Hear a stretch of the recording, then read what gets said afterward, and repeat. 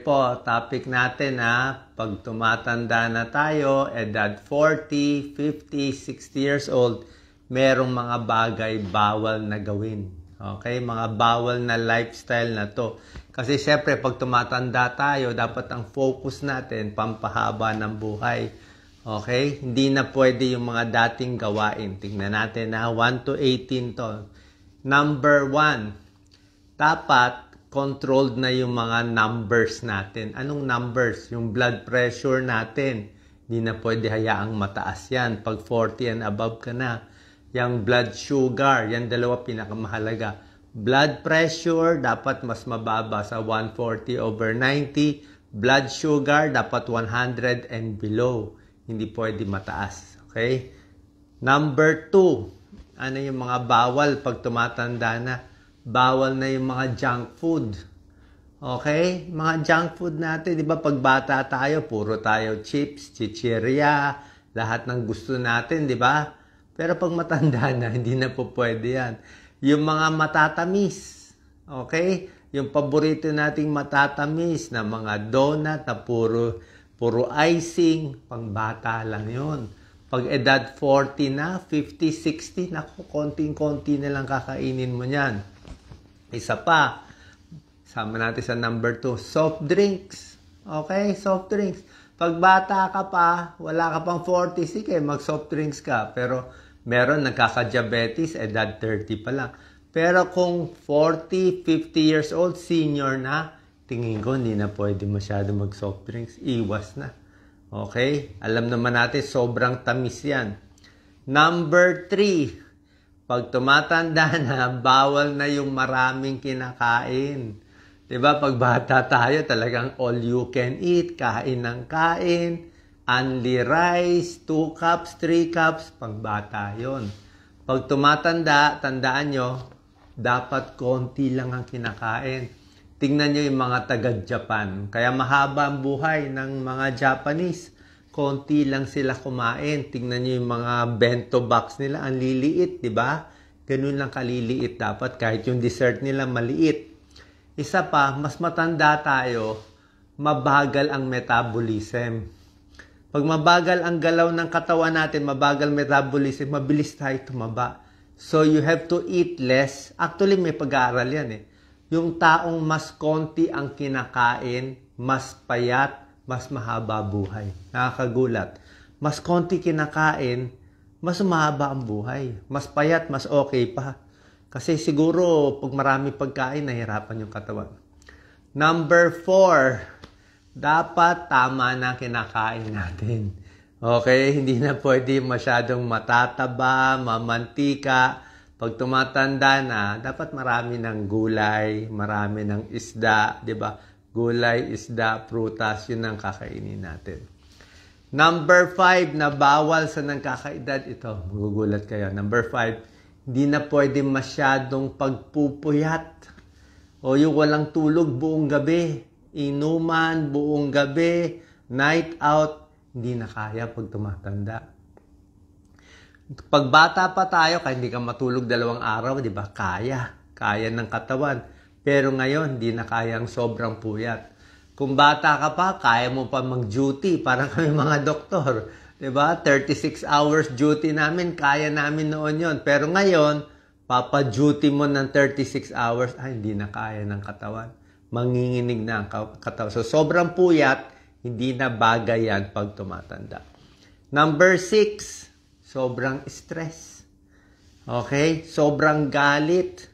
Sobrang init ng ulo. Init ng ulo. Pag bata ka, may kaaway ka, sigawan, suntukan, di ba? Pwede, di ba? Baliwala. Pero pag may edad na, delikado po. Ingat kayo sa sobrang galit, sobrang inis. Kahit meron kang pinapagalitan, galit na galit ka, delikado. Baka ma-high blood, baka bigla ka ma-stroke. Di ba? Tsaka pag matanda ka na, nagalit ka, kita mo parang bibigay na yung katawan mo, hihingalin, baka biglang huminto puso, hindi natin masabi. Number 7, okay? Pag bata ka, okay lahat, lakad, takbo, ikot. Pero pag above 40, 50 years old, yung balance napakahalaga. yung balanse. Okay?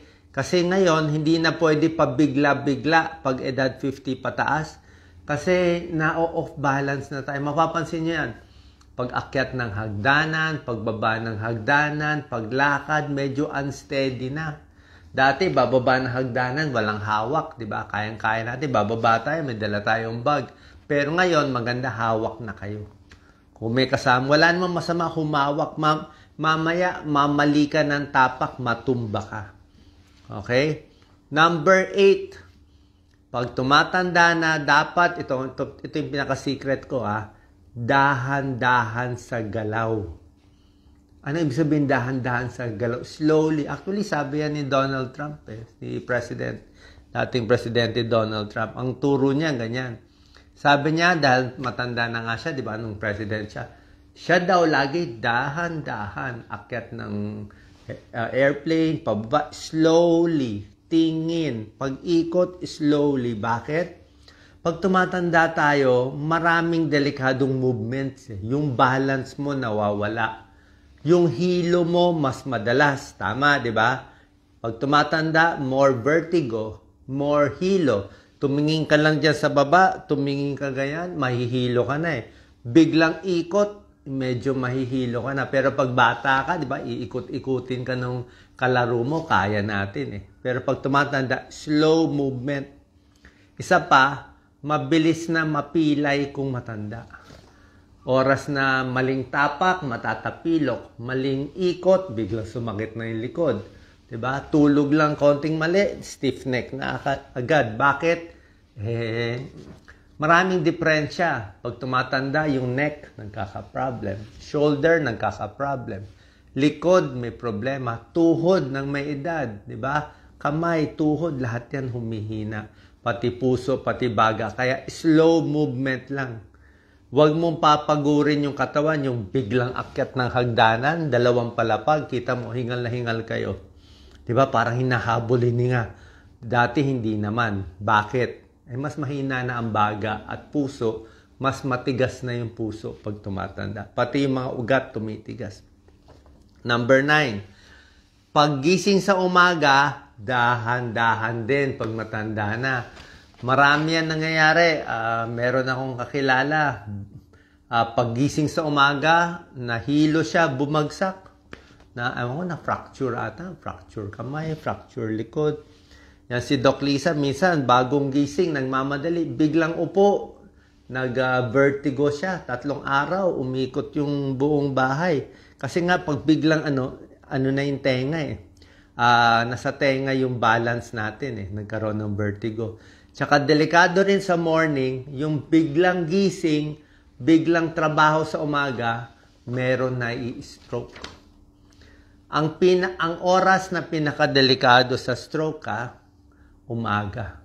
Pinakamarami na i-stroke, alas 5, alas 6 ng umaga, alas 7, alas 8. Yan ng early hours, dyan pinakamataas ang blood pressure, dyan pinakamarami na i-stroke. Bakit?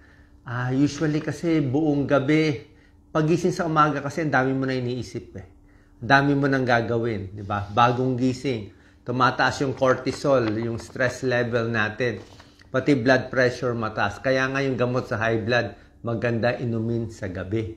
Para sa morning, ma-protect ka. Karamihan ng stroke, majority, umaga. Kaya pag umaga, easy lang. Lalo na pag tumatanda, naha-high blood na tayo sa umaga.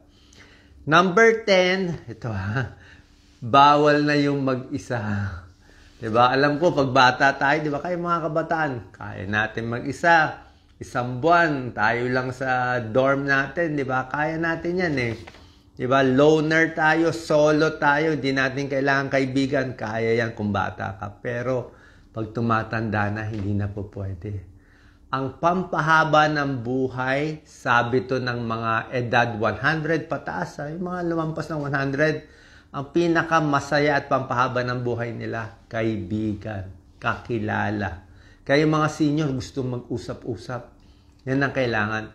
Dapat kasama, may kausap. Kasi pag walang social connection ang tao, kahit pakainin mo ng healthy, okay siya lahat, walang saysay yung buhay Dapat merong kausap lagi ang senior. Laging may kausap. Social connection, pampabata, pampatalino, para hindi maulyanin at pampasaya. Number 11, ito. Pag tumatanda na tayo, sabihin ko na, let go of jealousy and hate. Ito, mahirap to. Yung mga inggit natin sa katawan, di ba? Pag bata ka, inggit ako dito. Ba't siya influencer? Ba't siya celebrity? Ba't siya maganda? Inggit, galit ako. Pero pag matanda na, 50, 60, alam mo, wala nang reason mainggit eh. Oo, senior na eh. Ba't pa maiinggit, di ba? O ba't pa magagalit? Parang buong buhay mo, hindi na rin maganda sa katawan mo to. Actually, yung inggit, hindi lang masama doon sa tao, masama sa iyo mismo. Kaya parang wala nang reason eh, kasi tumatanda na. Dapat nga mas matanda, mas kalmado na. Number 12, pag tumatanda, mag-isip na tayo paano tutulong sa kapwa. Okay? Kung dati, ipon tayo ng ipon ng pera, pag tumatanda na, kailangan tumulong kahit maliit na bagay. Hindi naman kailangan mayaman kayo. Help in your own little way. Hindi na pwede yung makasarili. Tsaka dapat, pag edad 50, 60, kahit papano, nakaipon na dapat konti, dapat enough na tumulong sa iba. Kasi yun lang ang meaning ng buhay. Kundi, puro ka na lang pansarili. Wala kang magiging kaibigan. Number 13, pag tumatanda, kailangan naka-rubber shoes ka na. Oo, tingnan mo at sa ospital, kita mo sa ospital, yung mga doktor na medyo matatanda na, lahat rubber shoes. Sa ibang bansa, yung madalas maglakad, di ba? Marami sa kanila rubber shoes. Tayo sa atin, tsinelas. Hindi pwede tsinelas eh. Kailangan rubber shoes, hindi dahil magastos tayo, para protektahan ang tuhod, ang paa, ang likod. Magandang rubber shoes, kailangan gastusan yan. Kasi para ang tigas-tigas na mga nilalakaran natin sa Pilipinas, ang tigas-tigas. Pag wala kang magandang rubber shoes, mapupudpud ang tuhod mo. Sasakit ng likod. So at least, parang may shock absorber. Parang kotse, di ba? Maganda yung kotse na maganda yung shocks, di ba? Hindi ka nanginginig sa loob, di ba? Kahit na lubak, baliwala. Ang ganda kasi ng shocks, ng shock absorber ng kotse mo. Ganun din. Pag maganda ang rubber shoes, kahit matigas o ano, mas hindi ka matatapilok, hindi ka masusugat, safe ka lagi. Tsaka yung rubber shoes, maganda yung may arch siya, yung may arch. Yung paa na medyo nakataas dito para protected yung arch. So, rubber shoes. At hindi lang rubber shoes, ilakad mo. Diba? Kailangan hindi pwede rubber shoes, nakaupo ka lang sa bahay. Subukan nyo, 3,000 steps a day. Okay lang sa akin, 3,000 steps. Pag senior na, bata-bata, sige, 5,000 steps kung malakas, minsan mahina. O, yung 10,000 steps na tinuturo nila, kung kaya lang. Pero kung di kaya, 5,000 pwede na. Pag senior, 3,000, 2,000, pwede na yun, kaysa wala. May tulong na yan. May pag-aaral sa senior, 4,500 steps lang. Kasi pag pinilit mo yung 10,000, mapipilayan ka. May injure ka lang. O, maniwala kayo. Tama ba ako? Hindi. Kayo mag-comment. Pinilit nyo 10,000 steps, nilakad nyo. Pangit pa yung rubber shoes nyo. Nakabalat kayo. Kita mo, na-injure kayo. Tapos isang buwan kayo hindi nakalakad. Kasi nga, pag matanda na, dapat unti-unti. Mahirap sundin yung mga tinuturo sa, minsan basta mag 10,000 steps ka, maglakad ka isang oras. Minsan, hindi possible eh, hindi kaya eh. Konti. Yan ang turo ng Japanese style. Slowly, dahan-dahan. Number 14, bukod sa paglalakad, kailangan meron tayong konting light weights. Pwede may grocery, yung mga light lang, siguro 2 pounds, 3 pounds. Huwag yung sobrang bigat. Pabili kayo ng dumbbell, 2 pounds, 3 pounds, siguro hanggang 5 pounds, mga 20 times, ganyan. Tapos yung upo tayo, ganyan, no? Upo tayo, maganda yan sa hips, sa sa hita. So, kailangan may konting resistance. Wall push-up, dito sa wall. Wall push-up, maganda yan. Kung nahihirapan kayo, di malapit kayo, madali lang yan. Mas malayo, yung tunay na push-up, kung kaya nyo, pero hindi ko pinapayo. Konting exercise, pwede na yan. Okay? Bawal yung upo ng 7 hours. Diba? Ginawan ko ng video yan. Ang nakaupo ng more than 7 hours a day, maikli ang buhay. Kaya dapat within, lakad-lakad. Para ngayon, after this video, lalakad ako. Number 15, pag tumatanda, gamitin ang utak. Okay? Use your brain na. Hindi na pwede yung matutulog na lang ako. Pilitin mo mag-compute. O, i-compute mo lahat ng utang mo. Hindi, lahat ng, kahit ano, i-compute mo. O, kaya rin, mahilig ka sa basketball o sa football, mag-compute ka na mag-compute, pagganahin na pagganahin. Gumawa ka kunwari ng project, makipagdebate. Kasi, the more you use the brain, hindi ka maulyanin. Basa ng basa. Kasi pag hindi mo ginamit yung utak mo, walang kausap si nanay, si tatay, si lolo, si lola, mauulyanin. Kaya nga, tulad na sinabi ko nga, social connection, kaibigan, di na pwede mag-isa, gamitin yung utak. Kahit mag-retire ka sa trabaho, gumawa ka ng ibang project. Number 16, dapat, pag tumatanda na, safety tips at home. Sobra important to. Kala nyo, ano ba yung safety tips? Naku, naliligo kayo sa banyo nyo. Ngayon kayo, punta kayo sa banyo nyo. Ilang beses kayo muntik madulas sa banyo? Sabihin mo, mag-comment kayo. O, tunay ba sinasabi ko? Ilang beses kayo muntik madulas? Muntik pagdulas, baka tumama yung ulo sa semento. That's it. Diba? Dudugo na yung ulo niya. Kasi yung mga CR natin talaga ang dulas. Ako, ang ginagawa ko, meron kaming rubber mat. Oo. Pero minsan yung rubber mat, nadudumihan din eh. Inaamag yung rubber mat, di ba? Hirap din. Kaya meron ako mga handle. Yung handle sa sidebar. Pakabit kayo ng handle. Tapos, dapat meron talaga eh. Medyo steady. Tsaka, isa pa pala, lagi ako may silya sa banyo. Lagi ako may silya. Plastic na silya. Bakit? Mahirap magkuskus ng paa eh. Kaya nyo magkuskus ng paa, nakatayo, kukuskus. Mahirap. Baka pag senior, baka mahilo kayo eh. Subukan nyo, silya na lang. Minsan pa naliligo kayo, nabasa yung mata nyo ng sabon. Kaya nyo ba tumayo? Mahirap yun ha. Pag matanda ka na, nabasa yung mata mo, ma-off balance ka. Kung kayo edad 30, hindi ka ma-off balance. Pero pag 40, 50, 60 kayo magsalita, ma-off balance ka na. Kaya safety tips sa floor, sa ligo, sa gabi, hindi na pwede yung walang ilaw. Dapat meron ka ng night light. Meron kang maliit kahit yung banyo may ilaw. Para paggising mo, pupunta ka sa banyo, tatayo ka, di ba? Pag walang ilaw, baka madapa ka. Ilang beses kayo muntik-muntikan madapa sa madaling araw? Mag-comment kayo. Muntik-muntikan lang yan. Pag natsambahan tayo, yun na yun. Diba? Lagi ko nakikita ang pinaka-cause ng accident at pagkamatay ng senior, hulog.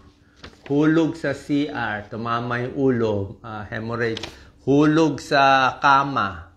Pagtayo, natumba. Diba? Laging ganyan. Natumba, na hip fracture. O, pag hip fracture, tuloy-tuloy na yon. Hip fracture, hindi na makalakad, tataba na. Hihiga na lang, hihina ang muscle. Tapos pagkain, mag-aspiration pneumonia, tuloy-tuloy na yon. So, ayaw natin yung unang injury. Kumbaga sa baso, maganda wala pa siyang basag. Kasi oras yung baso na basag na konti, anong nalamat konti? Nahulog eh, na-hip fracture na eh.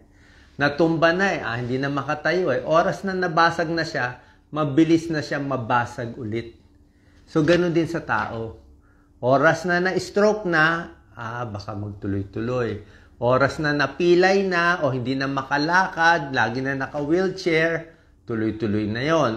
Baka mamaya mag-varicose na, o di ba humina na likod. Kaya dapat pipilit natin maging gumagalaw at independent. Di ba? Ilaw sa gabi, ganyan, yung lalagyan ng mga handles, safety tips. Pati rin sa magnanakaw, dapat maingat tayo. Ingat din sa aso, pusa, ha? Aso, pusa, minsan may rabies yan. So, mamaya makagat kayo, ingat din. Number 17, to. Pag matanda ka na, be careful na sa weather conditions. Anong weather conditions? Ulan, araw, sobrang init, baka ma-heat stroke. Sobrang ulan, dati naulanan, okay lang. Pag matanda, naulanan ako, baka mapulmonya tayo. Yung lamig, nakakahina ng immune system. Sobrang cold, sobrang hangin, okay? Sobrang init, lahat yan hindi na maganda. So, pag matanda, kita mo mas kailangan mo na mag-jacket. Malalamigin ka na. Di ba? Nilalamig ka na eh. Isa pa, nakalimutan ko sabihin kanina. Mas matanda, mahirap na makakita sa gabi. Parang may night blindness na tayo. Mas madilim, mas di mo na makita. Mas mabilis ka na masilaw. Okay? Kasama yun eh. Kasama yun sa pag-iedad. Kaya, pag humihina na yung balance, yung mata natin, yung tenga, a-adjust na. Dapat, safety tips na tayo. May handle na, maingat na, may ilaw na sa gabi. At yun. Tapos yung tsinelas ko, dapat nakasure na doon sa isang lugar. Mamaya, matapakan mo yung tsinelas mo, matumba pa. So, yan, number 17. And number 18, lastly, pampahaba ng buhay, dapat isipin mo na ano yung legacy mo. Diba? Lahat naman ng buhay may halaga. Parang mag-iwan ka ng magandang ehemplo sa pamilya mo, magandang ehemplo sa kaibigan, para sa susunod na generation. Meron tayong maiwan na maganda. Kasi yun na lang magiging happiness mo. Parang sabi na ibang tao, nabuhay yan ng matagal puro pansarili lang, wala naman tinulong, pangit din naman, di ba? So pag nawala tayo, mumurahin lang tayo, ayaw rin natin yun. Okay? So yan lang po, ang tulad ng sinasabi ko last message, dahan-dahan lang, ingat-ingat lang, at ito pinaka-message ko, pag edad 40, 50, lalo na pag edad 60, 50-60 pataas, focus na sa mga bagay na magpapahaba ng buhay mo. Kasi mas mahaba ang buhay mo, mas panalo ka. Mas mahaba ang buhay mo, mas mayaman ka. Okay? Kahit maliit lang pera mo, kung na-invest mo in 20 years, diba? Mas mahaba buhay mo, mas mayaman ka pa rin. So, mas mahaba ang buhay, mas may magagawa tayo. At syempre, laging magdarasal. Yan naman pinakamahalaga sa lahat. Salamat po. God bless po. Share po natin sa ating kababayan. God bless.